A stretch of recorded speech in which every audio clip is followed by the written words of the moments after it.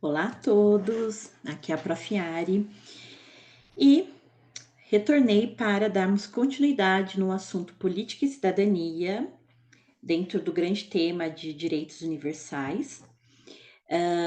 E nessa aula 28, nós vamos expandir o assunto que estávamos discutindo na aula 27. Então, bora comigo. Falamos sobre o não cumprimento dos direitos humanos, eh, todo o contexto de desigualdade, de violência contra as minorias. Como eu disse, as minorias, pegando o exemplo do Brasil, seriam minorias. Depois nós vamos falar sobre o que caracterizam essas minorias, né? Que é o ponto dessa aula. Antes de entrarmos nesse questionamento, vamos retomar quais são as minorias no Brasil: mulheres, PCDs, pessoas não brancas, LGBTs e os povos indígenas originários. Então, esses são os grupos minoritários no Brasil. Tá, mas de que forma que se caracteriza que um grupo é uma minoria? É uma minoria em quantidade de pessoas? Não necessariamente. Por exemplo, né, aqui no Brasil, mulheres e pessoas não brancas, eles são maioria em quantidade, mas são considerados em grupos minoritários. Já os indígenas são minoria em quantidade. Então, relação de quantidade não é um dos determinantes, tá? Então, quais são as características para se entender um grupo minoritário? Vulnerabilidade desses grupos, ou seja, eles não encontram uma legislação que lhes dê amparo e respaldo necessário. Seja porque não há, na teoria, uma legislação que os englobe, ou porque existe a legislação, existe a teoria, existe a base, mas ela não é efetivada, não é colocada em prática como deveria. Então, esse é o primeiro ponto. Outro ponto, identidade em formação, ou seja, um grupo que não tem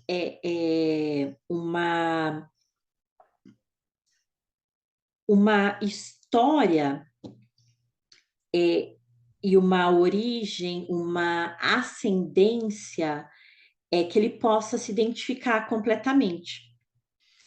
Vou dar um exemplo para vocês entenderem. Os pretos africanos. O que acontece no período de escravidão? Eles foram retirados da sua terra, trazidos para o Brasil, ou para outros países, mas vamos focar no exemplo do Brasil. Foram escravizados, muitos não podiam utilizar seu próprio nome, foram separados de parentes, dos seus grupos e etnias e comunidades africanas. E aí, quando eles morriam, seus descendentes não tinham nenhuma ideia de qual país africano eles são originários, de que tribo, comunidade, qual era a dimensão social em que eles estavam inseridos, enfim. A cada geração desses escravizados que passavam, eles iam perdendo mais ainda a identidade. Por quê? Aquele primeiro escravizado que veio da África, que ainda tinha a sua identidade pelas suas memórias, conforme o tempo e conforme as gerações, essas memórias eram perdidas.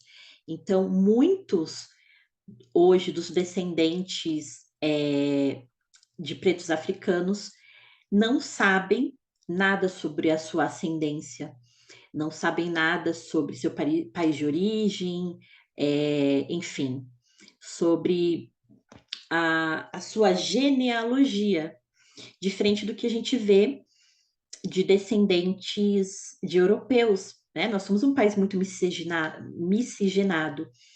É, então, uh, mesmo assim, essa miscigenação se ocorreu, por exemplo, entre europeus e índios. Essa pessoa, as descendências, né, dessa miscigenação, eles conseguem saber sobre a sua ascendência. Ah, minha ascendência, então, é portuguesa, com índios originários do Brasil, enfim. O que não ocorre com a maioria dos descendentes dos, dos africanos escravizados. Então, tem essa questão da identidade, da busca do resgate pela sua identidade. Então, é mais uma característica para colocar um grupo enquanto minoria. Luta contra privilégios de outros grupos que vêm a dominar o seu grupo, que é o que acontece com as mulheres. Como eu disse no início da aula, as mulheres são a maioria da população brasileira. Mas por que elas entram como um grupo minoritário? Justamente porque a gente tem um histórico de dominação dos homens sobre as mulheres. E E isso trouxe diversos pontos negativos para esse grupo, como discriminação, invisibilidade, inviabilidade econômica, social, e aí se caracteriza como um grupo minoritário. E grupos que querem trazer uma consciência coletiva sobre a sua condição, sobre a sua caracterização, sobre a sua realidade, que é, por exemplo, o que acontece com o grupo do movimento LGBTQIA+. Hoje tem um mais aí na sigla. Que é um grupo que dentro desse grupo há subgrupos também, conforme cada sigla aí do movimento, que querem trazer uma consciência em relação à sua vulnerabilidade social, discriminação, preconceito e também violência, e solicitando que hajam políticas públicas e uma legislação mais efetiva, mais direcionada para esse grupo.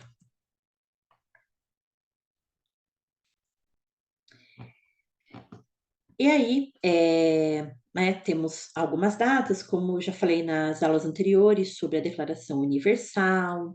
Também temos, em 48, no Brasil, a Convenção para a Prevenção e Repressão do Crime de Genocídio contra esses grupos minoritários.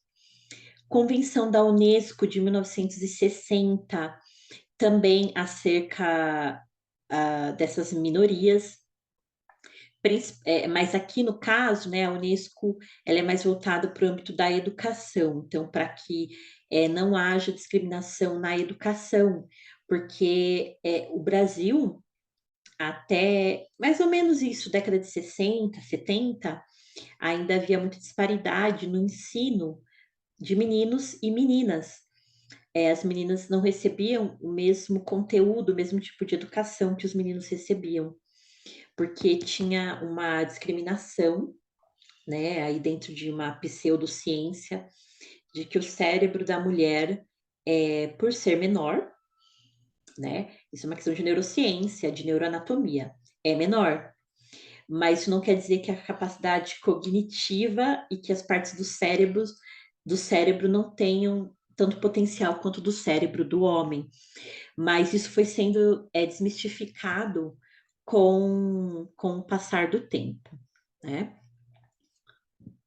Temos também a Declaração dos Direitos das Pessoas Pertencentes às Minorias Nacionais, Étnicas, Religiosas e Linguísticas, e é de 1992, bem recente, né?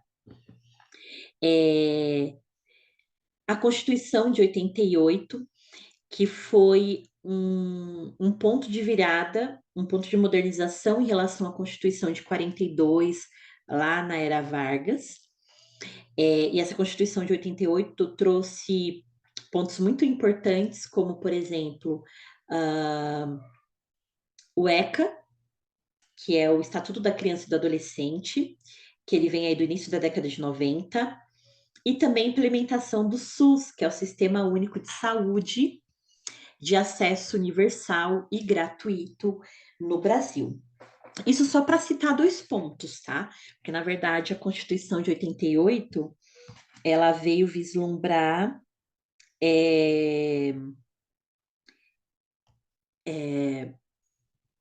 muitas modernizações na Constituição do Brasil. E digo mais, tanto a Constituição de 88 quanto a CLT, que também foi modernizada em 88, elas são consideradas dos compilados de leis de um país, consideradas dos mais bem elaborados, mais bem feitos de todo mundo. Infelizmente, a gente sabe que a Constituição, a CLT e até a aplicabilidade do SUS não vem 100% do que apregou a teoria. Mas, com certeza, tem um embasamento teórico importante, considerável. Tá? Aqui eu destaquei dois artigos, o 215 e o 216 da Constituição de 88, que tratam em específico sobre a questão das minorias, que é o que a gente está tratando nessa aula.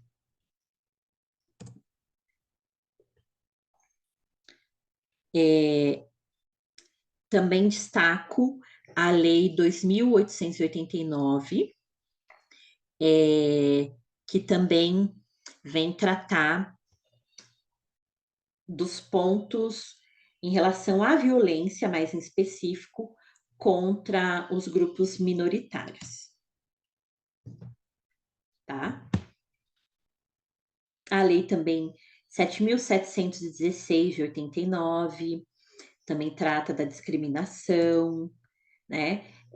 Só para destacar algumas leis que tratam sobre as minorias e também de políticas públicas. A gente tem política da reforma agrária, a gente tem política que determina que haja 30% de participação feminina em cada partido. Não é só participação interna, não. De candidaturas femininas em cada partido oficializado pelo TSE. 20% dos cargos nas empresas, principalmente nas grandes empresas, que sejam destinados para pessoas portadoras de deficiência, para os PCDs. Então, vejam que tem diversas políticas públicas que vêm assegurar os direitos e tentar trazer um pé de igualdade para as minorias. O problema, né, eu bato a tecla bastante nisso, que o problema, principalmente no Brasil, é a distância entre a teoria com a sua aplicabilidade, com a sua prática visando a igualdade na sociedade brasileira. Aqui alguns pontos para que a gente possa pensar, repensar a questão da igualdade na nossa sociedade, né? A luta contra a intolerância, contra o trabalho escravo, que hoje ainda há muitas situações de trabalho análogas à escravidão. Hoje a gente pode perceber que os preconceitos e as violências contra as minorias, eles não são tão diretos tão claros como antigamente. É algo que fica mais no, né? Não é que fica mais, mas que quem pratica acaba deixando mais invisível do ponto de vista das punições que vem com a legislação. Mas a gente pode observar aí nos noticiários diariamente, havendo é, flagrantes, ações da polícia que acabam descobrindo trabalhos ilegais, trabalhos análogos à escravidão, situações de discriminação, de violência, racismo, enfim, é algo que está arraigado na nossa sociedade, porém de maneira mais discreta. Acho que o termo é esse. Tornou-se mais discreto, mas não quer dizer que não ocorra,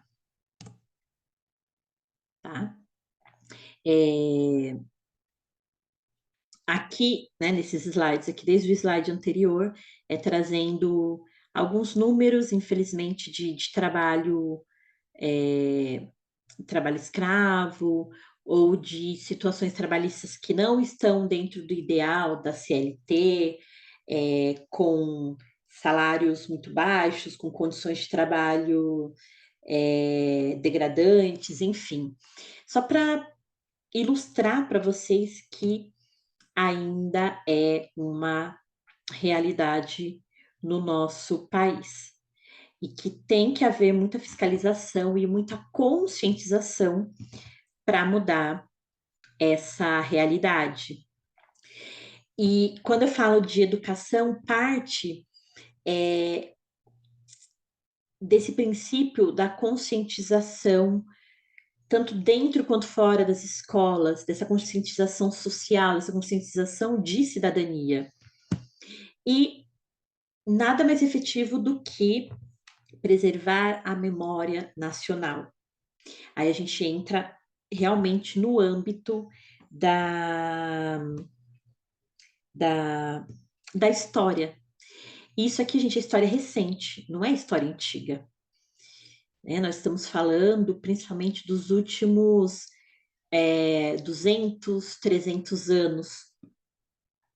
E então a gente precisa preservar e resgatar a nossa história para que a gente possa colocar essas discussões em pauta, para a gente possa entender a importância de trazer essa discussão sobre memória nacional, sobre minorias, né? Por que determinados grupos são minorias, a história vai nos explicar isso, e como combatê-los, principalmente hoje em dia com a internet, que dissemina informações de maneira muito rápida.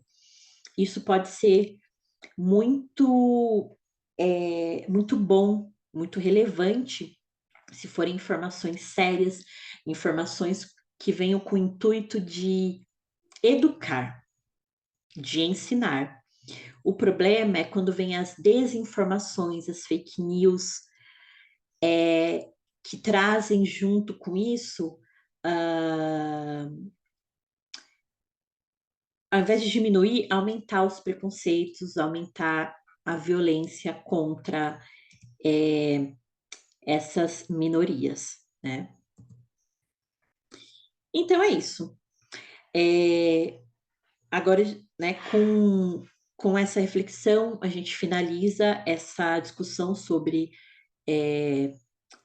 políticas governamentais, políticas públicas, com foco em cidadania, tá? E na próxima aula, a gente vai ampliar mais ainda a discussão sobre a questão dos direitos universais. Até lá!